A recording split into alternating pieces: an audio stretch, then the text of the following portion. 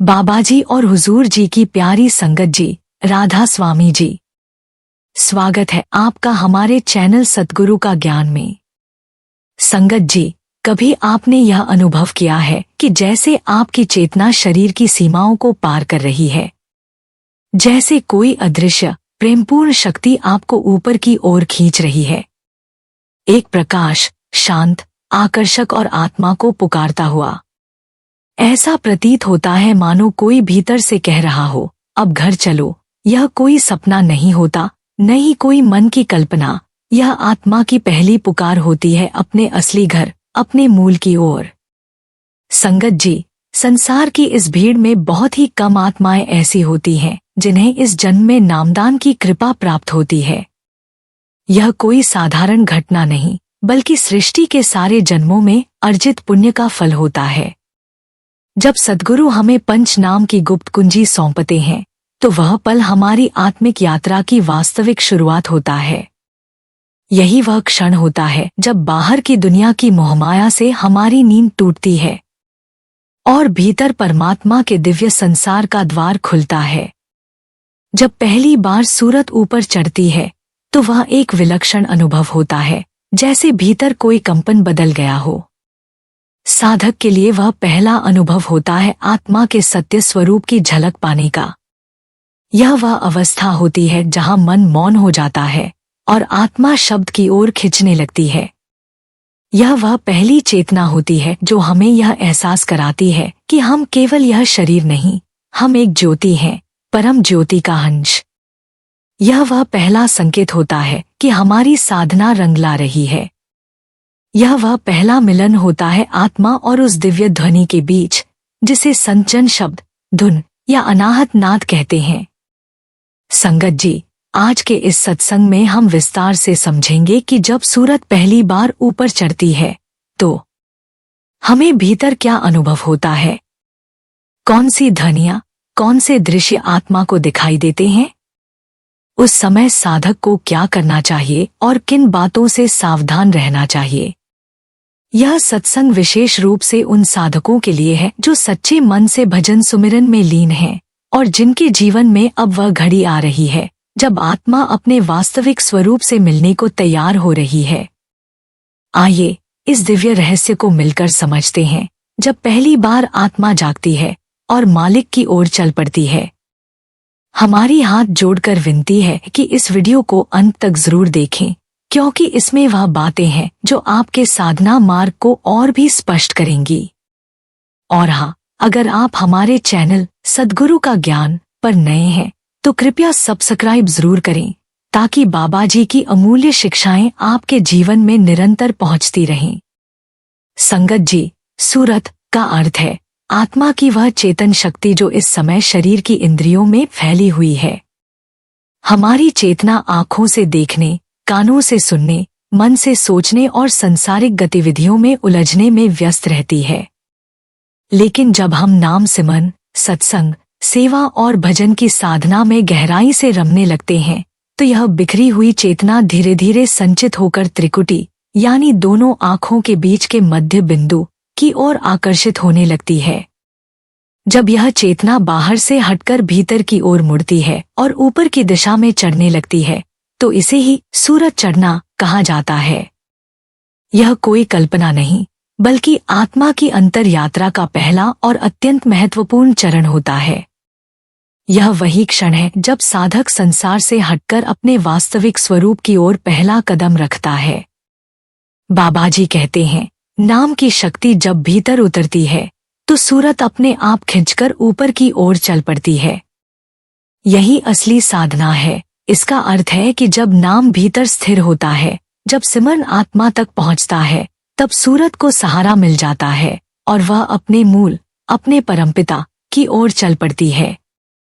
यह अवस्था साधक के जीवन में गहरा परिवर्तन लाती है। बाहरी आकर्षण क्षीण होने लगते हैं, मन शांत होता है और भीतर एक विशेष प्रकार की खिंचाव महसूस होती है, जैसे कोई शक्ति हमें ऊपर की ओर खींच रही हो। यह खिंचाव ही आत्मा की पुकार है, जो उसे उसकी असली पहचान से जोड़ने लगती है। यही वह क्षण होता है जहां साधना सच्चे अर्थों में आरंभ होती है। संगत जी, जब पहली बार सूरज चढ़ने लगती है तो साधक एक अनजानी यात्रा पर निकलता है। यह यात्रा बाहर से भीतर की ओर, शरीर से आत्मा की ओर और संसार से परमात्मा की ओर होती है।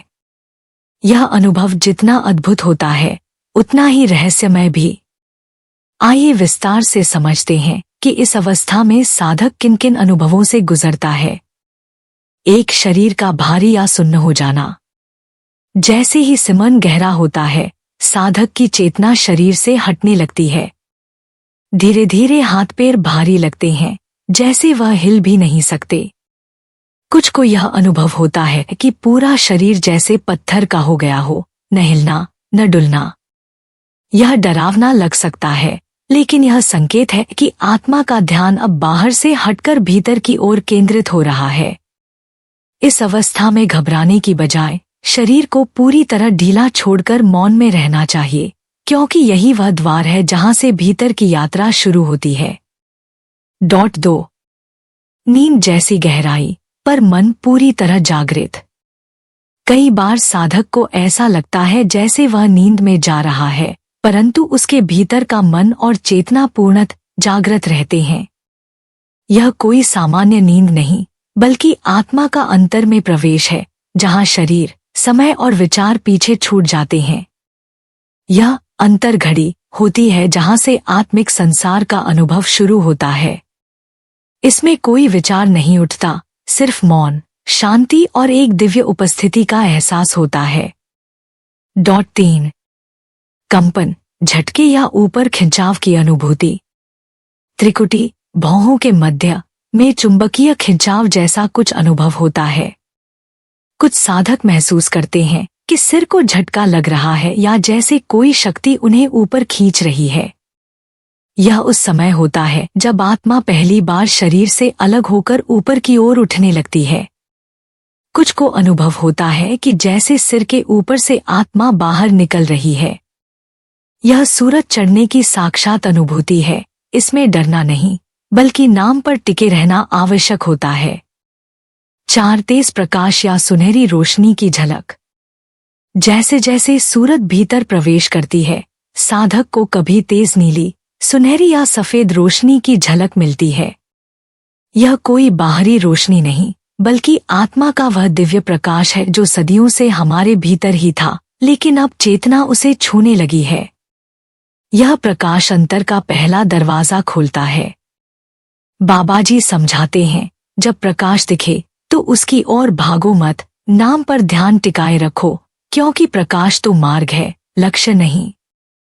5. घंटा, वीणा, शंख जैसे शब्दों की झंकार। यह सबसे मधुर, सबसे पवित्र अनुभव होता है जब भीतर से पहली बार कोई ध्वनि सुनाई देती है।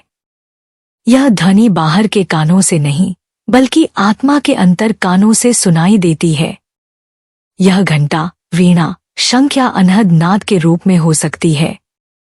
यही वह शब्द धुन है जो आत्मा को परमात्मा की ओर खींचती है। कई साधक इस अनुभव पर भाव विभोर होकर रो पड़ते हैं, क्योंकि यह आत्मा की घर वापसी की पहली पुकार होती है। 6. भय, मोह और असमंजस का सामना। जैसे ही आत्मा शरीर से ऊपर उठने लगती है, कभी कभी मन में डर पैदा होता है। मैं कहाँ जा रहा हूँ? क्या मैं मर रहा हूँ? यह स्थिति मोह को भी सक्रिय कर देती है। परिवार, नाम, रूप, शरीर की यादें आत्मा को वापस खींचने लगती हैं।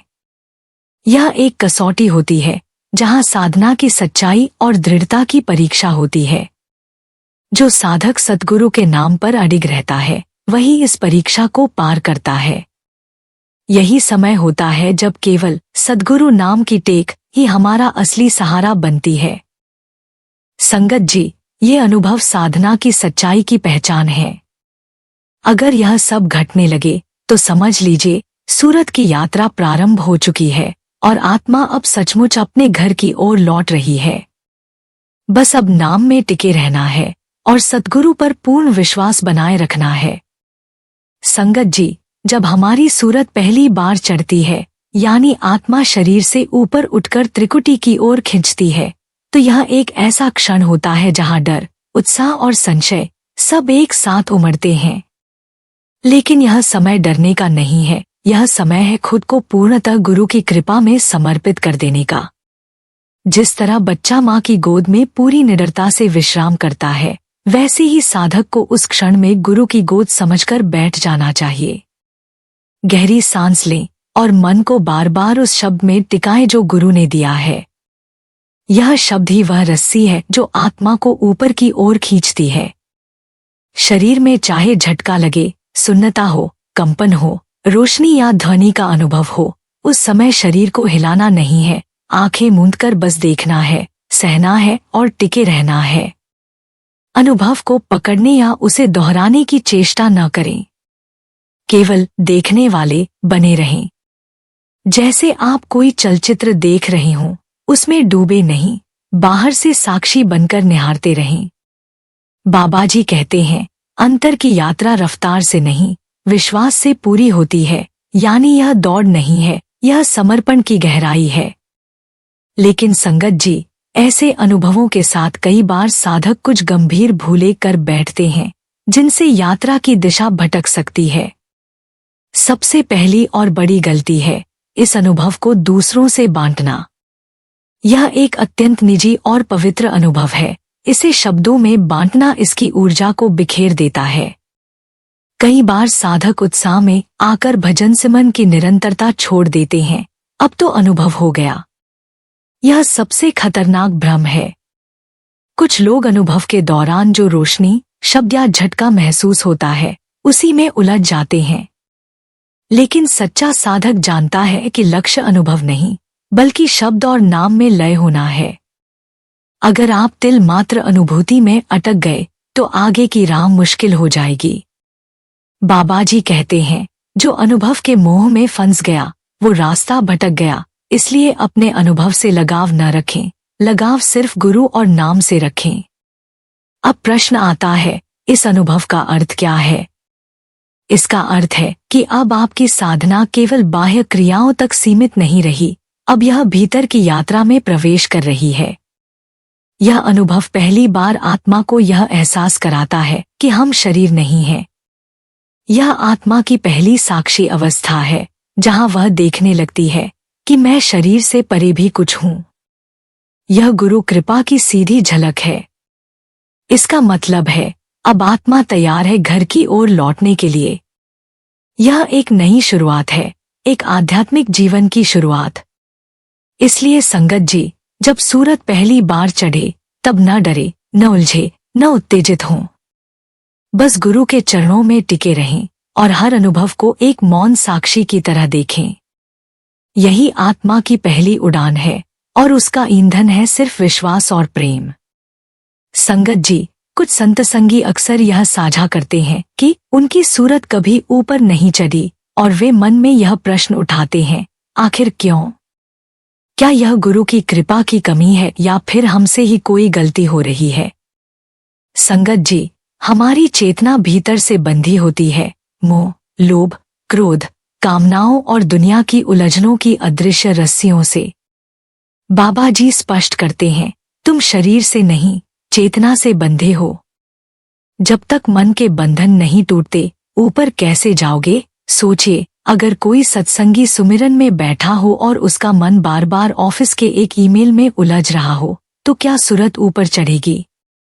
आज का इंसान कितना व्यस्त हो गया है संगत जी, इतना बिजी कि उसे खुद के लिए तो क्या, सद्गुरु की भक्ति और नाम सुमिरन के लिए भी थोड़ा सा समय नहीं निकाल पाता।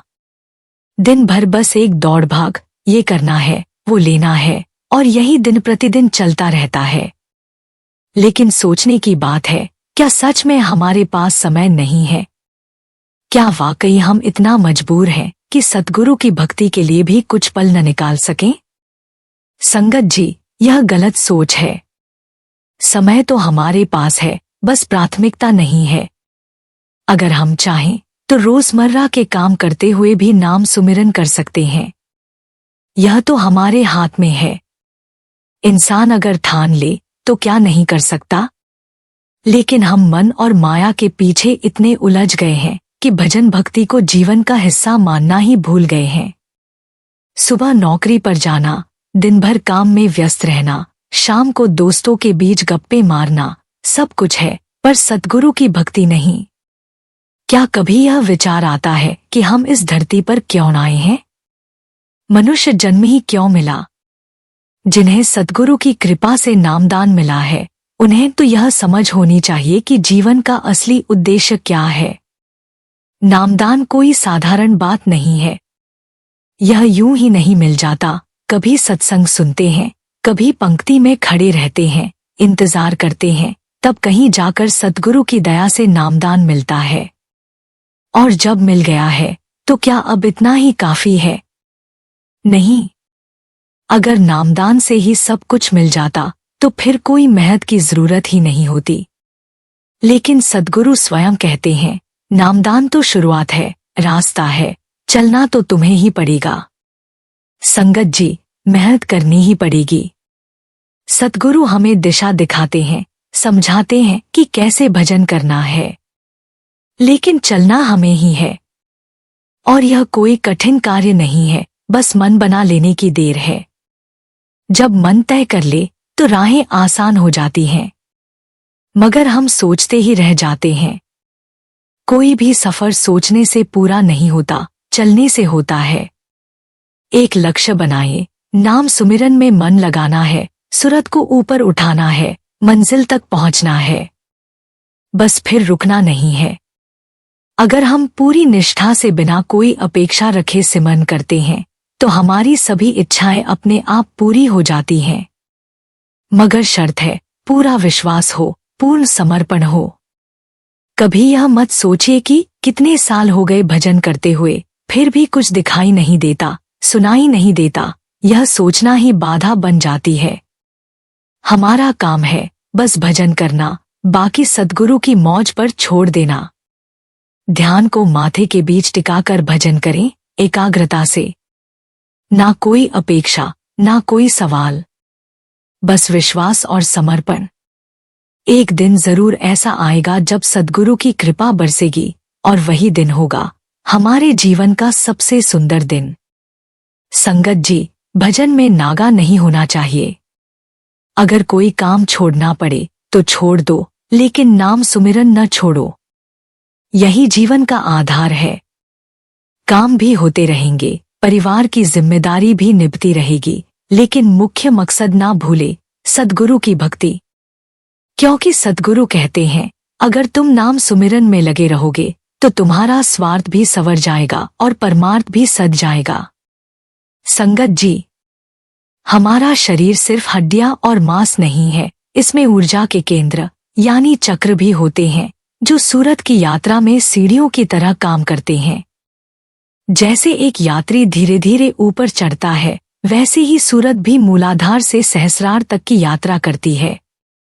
बाबा जी समझाते हैं, नाम सिमरन के साथ सूरत एक एक चक्र को पार करती है। जब तक सूरत नीचे के चक्रों में अटकी होती है, जैसे काम, लोभ या भय के क्षेत्र में, तब तक वह ऊपर नहीं चढ़ सकती। हर चक्र एक विशेष भावना और स्थिति से जुड़ा होता है। मूलाधार, रूट चक्र, भय और जीवन की सुरक्षा। स्वाधिष्ठान, सैक्रल चक्र, भोग और वासना। मणिपुर, सोलर प्लेक्सिस चक्र, गुस्सा और अहंकार। अनाहत, हार्ट चक्र, प्रेम और दया। विशुद्ध, थ्रोट चक्र, सत्य और अभिव्यक्ति। आज्ञा, थर्ड आई चक्र, विवेक और अंतर्दृष्टि। सहस्रार, क्राउन, शुद्ध चेतना और परमात्मा से एकता। वास्तविक जीवन की बात करें तो एक सेवादार ने साझा किया, मैं रोज सोचता था कि सूरत क्यों नहीं चढ़ रही। फिर एक दिन महसूस हुआ, मैं भीतर से बहुत गुस्से में रहता हूँ, हर छोटी बात चुभ जाती थी। जब गुस्से को छोड़ना शुरू किया तो सिमरन में शांति महसूस होने लगी। बाबा जी के शब्द याद आते हैं, नाम चक्रों के द्वार खोलता है, बस प्रेम और सब्र चाहिए।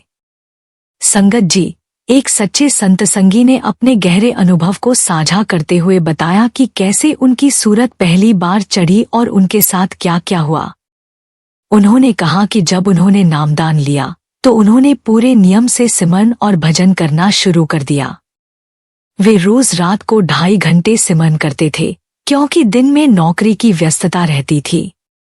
वे बताते हैं कि जब वे सिमरन करते थे तो उनके मन के सारे विचार, थकावट और दुनियावी चिंताएं जैसे समाप्त हो जाती थीं।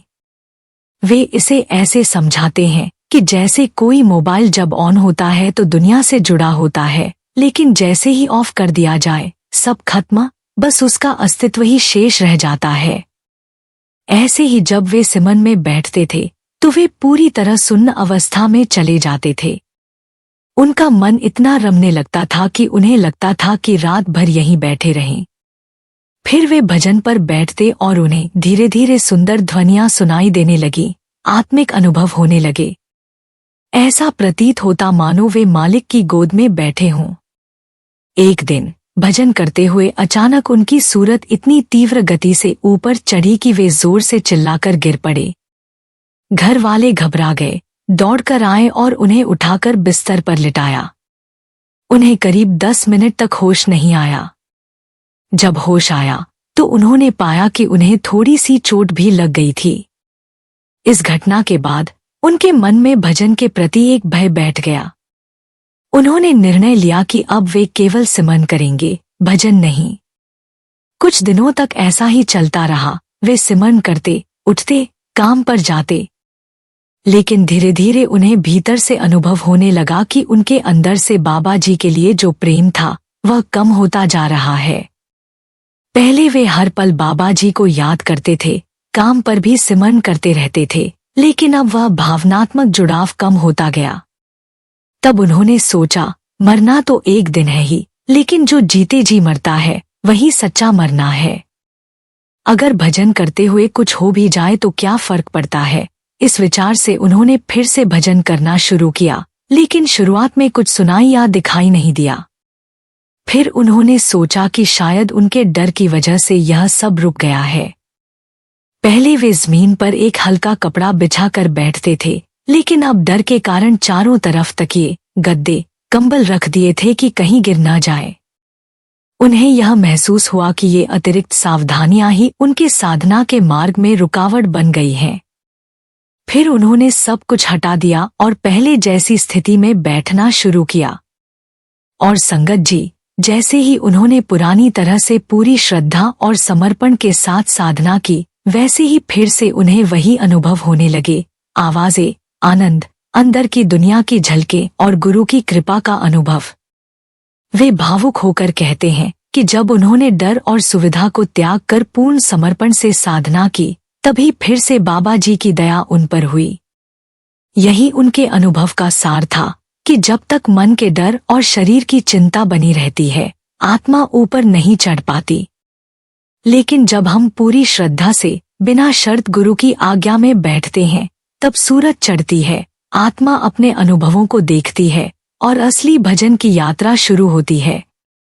संगत जी, ये अनुभव हमें यही सिखाते हैं कि साधना का मार्ग न तो आसान है और न ही तर्क से समझ आने वाला। यह तो पूर्ण समर्पण, धैर्य और गुरु पर अटूट विश्वास से ही खुलता है। जो डर गया वो रुक गया, लेकिन जो समर्पण में टिक गया उस पर कृपा की वर्षा अवश्य होती है। संगत जी, एक सच्चे संत संगी ने बहुत भावुकता और गहराई से सूरज चढ़ने के रहस्य को साझा किया। उन्होंने बताया कि जब आत्मा यानी सूरत अपने मूल की ओर चढ़ने लगती है तो वह एक विशेष स्थान पर केंद्रित होती है, जिसे हम दसम द्वार या आज्ञा चक्र कहते हैं। यही वह बिंदु है जहां पर महिलाएं अक्सर बिंदी लगाती हैं, भ्रिकुटी के मध्य, और यही शिव नेत्र भी कहलाता है। हमारी सारी चेतना जो अब तक दुनियादारी में बिखरी हुई थी, काम, परिवार, प्रॉपर्टी, गाड़ी, प्रतिष्ठा, उस सब को समेटकर उस आज्ञा चक्र पर लाना होता है। बाबा जी कहते हैं कि जब सूरत यहाँ स्थिर होती है तो आत्मा ऊपर की ओर खींचने लगती है। परंतु प्रश्न यह उठता है कि जब सूरत चढ़ती है तो गिरती क्यों है? इसका उत्तर उन्होंने एक सुंदर उदाहरण से दिया। मान लीजिए एक पाइप है जिससे हमें पानी बाहर निकालना है। अगर वह पाइप सीधी और स्पष्ट है तो पानी बिना रुकावट के बहता है, लेकिन अगर पाइप में कहीं टेढ़ापन या रुकावट हो जाए तो पानी पहले फंसेगा, फिर झटके से निकलेगा या रुक जाएगा। ऐसे ही हमारी चेतना भी है। जब हम सिमरन में बैठते हैं और सूरज चढ़ रही होती है तो वह बहुत सुंदर आनंद देती है, भीतर एक दिव्य सुख मिलता है। लेकिन जैसे ही कोई कर्म, चाहे वह वर्तमान का हो या पिछले जन्मों का, बीच में आ जाता है, वह रुकावट बन जाता है। उस अवस्था में साधक को अचानक अंधेरा महसूस होता है, सारा आनंद चला जाता है और वह गिर जाता है। कभी कभी तो चेतना भी कुछ समय के लिए चली जाती है और फिर साधक कुछ मिनटों के बाद होश में आता है। यह गिरना बहुत सामान्य प्रक्रिया है, परंतु इससे घबराना नहीं चाहिए। अंकल जी बताते हैं कि उस समय केवल एक चीज बचाती है, मालिक पर यकीन और सद्गुरु का नाम। हमारे बाबा जी, हजूर महाराज जी और आज के मौजूदा पूर्ण सद्गुरु ने हम पर अनंत कृपा की है। उन्होंने तो डेरे में वीआईपी संस्कृति तक को मिटा दिया और कहा, मेरी संगत सब एक समान है, जो पहले आएगा वही पहले बैठेगा। इसलिए संगत जी, जब आप भजन पर बैठें और गिर जाए तो समझिए यह आपके कर्मों की परीक्षा है। हो सकता है आपने कोई ऐसा गलत निर्णय ले लिया हो, जैसे 2 नंबर का काम, अनैतिक धन या झूठ से जुड़ा कोई सौदा, तो वह कर्म आपकी सूरत को ऊपर नहीं जाने देगा, वो भीतर रुकावट पैदा कर देगा। कभी कभी ये कर्म पिछले जन्मों के भी होते हैं, जो अब सामने आकर बाधा बनते हैं। लेकिन रास्ता क्या है? समाधान क्या है? सेवा, सिमरन और भजन। बाबाजी बार बार समझाते हैं, जैसे हम दुनिया का काम नहीं छोड़ते क्योंकि उससे घर चलता है, वैसे ही आत्मा का काम है भजन और सिमरन। यह आत्मा का भोजन है। यह ही पुराने कर्मों को जलाता है, यही नई राह खोलता है। अगर आप सेवा, सिमरन और भजन में दृढ़ हो गए तो समझिए आपकी सूरत ऊपर टिकेगी, कर्म धीरे धीरे जलेंगे और फिर आपको शब्द सुनाई देगा, रोशनी दिखाई देगी और मालिक की झलक भी मिल सकती है। संगत जी, गिरना हार नहीं है, यह चेतावनी है कि अभी कुछ अधूरा है। बस टिके रहो, मालिक की कृपा अवश्य बरसेगी। संगत जी, जब सूरत ऊपर उठती है तो साधक के भीतर एक गहन परिवर्तन शुरू होता है। बाहरी संसार के मोह, विक्षेप और इच्छाएं धीमे धीमे ढलने लगती हैं और वही आत्मा जो कल तक इंद्रियों के पीछे दौड़ती थी, अब भीतर की ओर मुड़ने लगती है, उस स्थान की ओर जहां परम शांति, दिव्य आनंद और प्रभु का प्रेम विद्यमान है। गुरु महाराज हमें यही सिखाते हैं कि सच्चा सुख सिमरन में है। जब मन बार बार प्रभु के नाम का जाप करता है तो धीरे धीरे वह उसी में लीन हो जाता है। भीतर एक अद्भुत शांति और आनंद का अनुभव होता है। गुरु अर्जुन देव जी कहते हैं, सिमर सिमर सुख पाया, सदा हरि नामे सुख होए। संत सभा हरि जापिए, हरि दर्शन सुख होए। यह कोई साधारण शब्द नहीं है, ये उस अवस्था का वर्णन है जहां आत्मा प्रभु दर्शन का सुख पाती है, जो वाणी में नहीं समा सकता। जब सूरज चढ़ती है तब भीतर एक दिव्य प्रकाश फैलने लगता है। आत्मा अपने अस्तित्व को स्वतंत्र अनुभव करने लगती है। कुछ साधक उस समय रो पड़ते हैं, कुछ आनंद में हंसते हैं, कुछ स्तब्ध हो जाते हैं और कुछ गिर पड़ते हैं। यह सभी शरीर के ऊपर आत्मिक प्रभाव के लक्षण हैं। यह कोई मानसिक भ्रम नहीं, बल्कि आत्मा का प्रभु से साक्षात्कार की ओर पहला कदम होता है। पर यह अवस्था यूं ही नहीं मिलती, इसके लिए चाहिए निरंतर सिमरन, गहरी साधना और सबसे बढ़कर सद्गुरु की कृपा।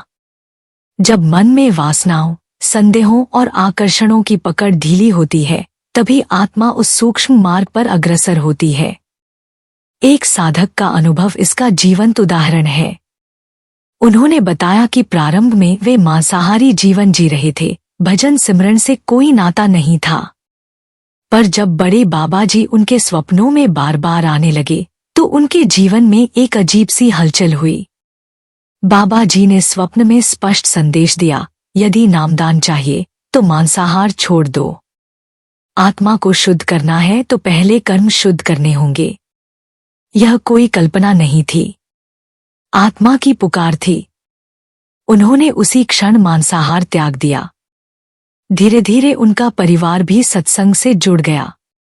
और अंततः उन्हें नामदान प्राप्त हुआ।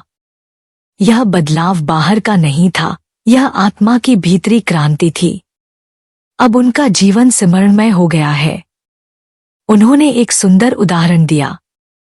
जैसे मोबाइल ऑन रहता है तो हर समय कोई न कोई एक्टिविटी चलती रहती है, लेकिन जब उसे स्विच ऑफ कर दो तो सब शांत हो जाता है।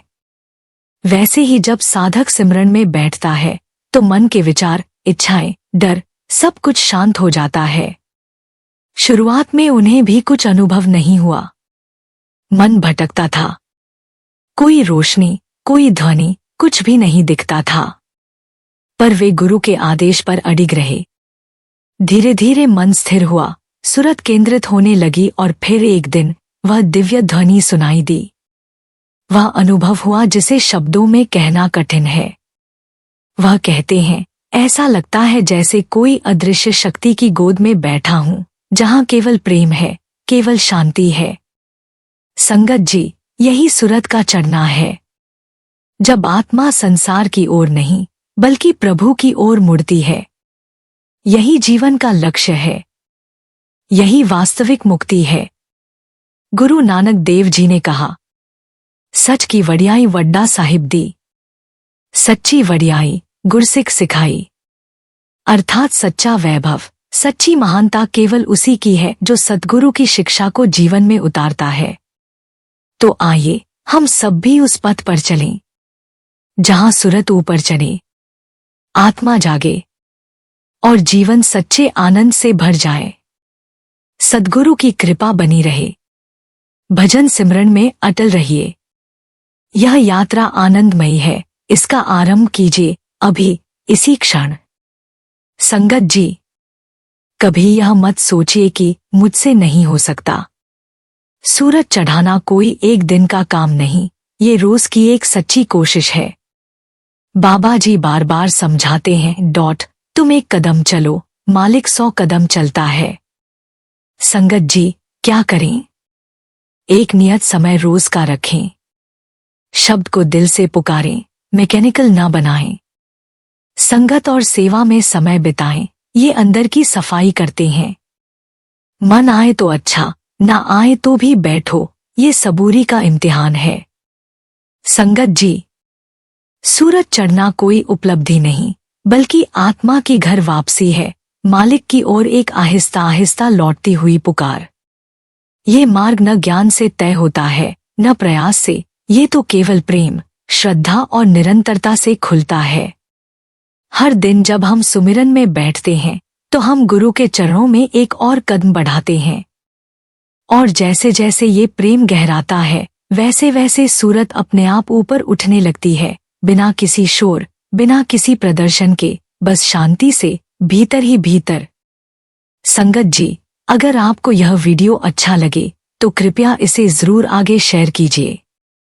मान लीजिए आपने यह वीडियो किसी संत संगी को भेज दिया, जब वह इसे सुनेगा तो निश्चय ही भजन से मन करेगा।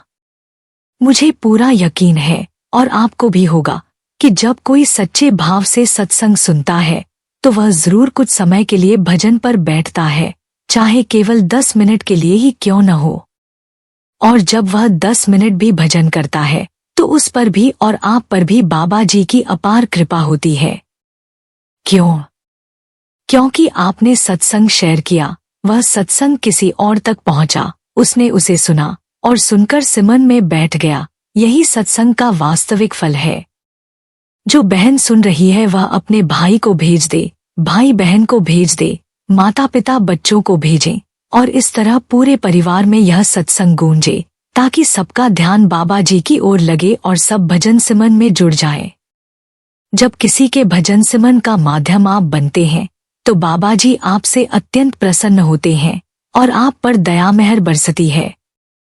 इसलिए हाथ जोड़कर आपसे विनती है, इस सत्संग वीडियो को अधिक से अधिक संगत में भेजें, ताकि सब इसका लाभ लें और सद्गुरु की कृपा के पात्र बनें। और संगत जी, जो भी इस चैनल पर नए हैं, कृपया चैनल को सब्सक्राइब करें और कमेंट बॉक्स में राधा स्वामी जी लिखें। साथ में अपने शहर का नाम और बाबा जी या हजूर जी का नाम लेकर पूरे प्रेम से जुड़ जाए। राधा स्वामी जी।